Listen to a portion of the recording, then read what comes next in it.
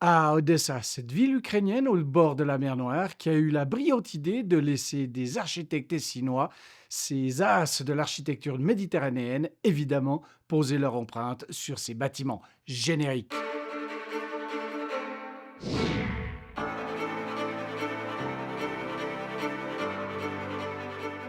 Dès 1794, croyez-le ou non, les Suisses ont su transformer cette ville en un petit coin de paradis méditerranéen, avec l'aide de leurs expertises et probablement un peu d'Italie dans les veines.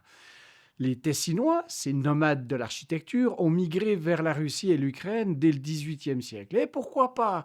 D'autres se contentent de partir à la recherche de l'aventure à travers le monde, mais eux, ils avaient une mission, bâtir des merveilles qui, ils ont trouvé en Odessa une ville en pleine expansion. Un véritable terrain de jeu, des opportunités à saisir. Oh, ils les ont saisies, ces opportunités. Savoir-faire technique, check. Flexibilité entrepreneuriale, double check. Réseau bien établi, triple check.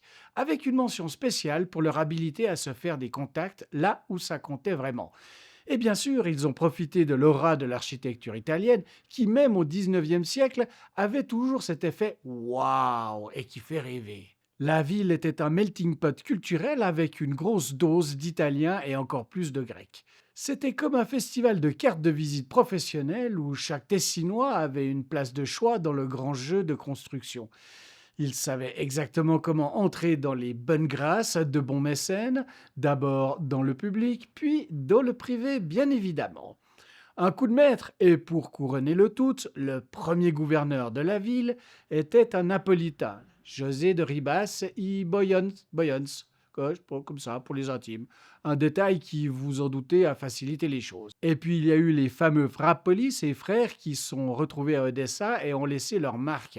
Même si les Ukrainiens napolitains, probablement, se donnaient un petit air plus exotique, eux, ils étaient de véritables Tessinois, avec toute la panoplie de l'architecte mobile.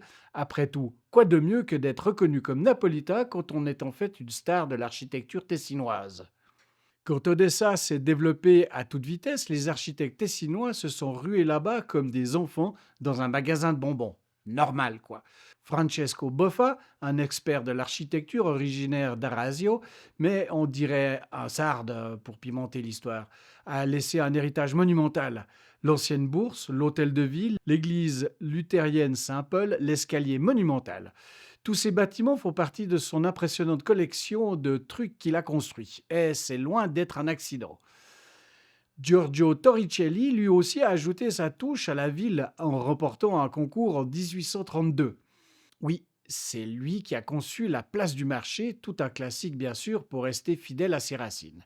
Même si le club anglais qu'il a construit en 1842 n'a rien de classiquement anglais, mais qui franchement s'en soucie.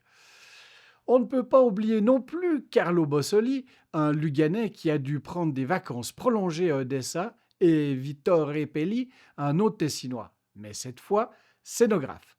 Tout le monde mettait la main à la pâte pour que la ville brille. Puis il y a Alexandre Bernadazzi, né dans le Caucase, fils d'un Tessinois et d'une Allemande, formé à Saint-Pétersbourg. Il s'est installé à Odessa où il a fait fleurir son talent. Un génie évidemment. Ah, et quel génie! L'architecture florentine mélangée à l'orientale. Pourquoi se contenter de quelque chose de simple quand on peut faire un mélange aussi audacieux? Bref, les Tessinois ont fait d'Odessa ce qu'elle est aujourd'hui, un véritable chef-d'œuvre d'architecture méditerranéenne, et ce n'est certainement pas un hasard. Si l'histoire vous dit quelque chose, c'est que vous êtes probablement aussi impressionné que nous par leur capacité à se glisser là où l'action se passe, en construisant des bâtiments qui continuent de briller comme des étoiles en plein cœur de la mer Noire.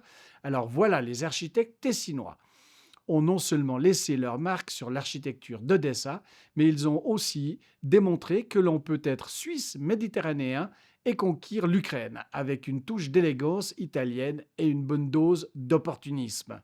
En profitant des opportunités offertes par cette ville en pleine expansion, ils ont créé des monuments qui continuent de fasciner aujourd'hui. Si l'on doit retenir une leçon de tout ça, c'est que l'architecture à l'époque c'était bien plus qu'un métier, c'était un art du voyage, des contacts et surtout de l'audace.